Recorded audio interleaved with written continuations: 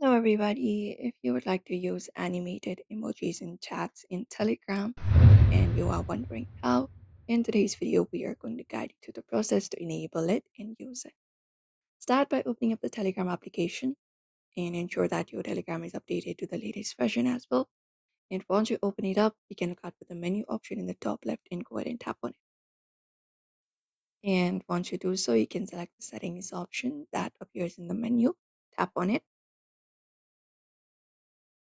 And after you open up your settings, what you can do is you can go over to the option called chat settings and open it up. After you open up your chat here, you will be finding different options available. You can just go ahead and select the option for animations or stickers and emojis, tap on it. And once you tap on it, you can select the option for large emoji. So this option, you need to enable it. Tap on it in order to enable it, and you can also enable the dynamic back order or suggest stickers by emoji sets.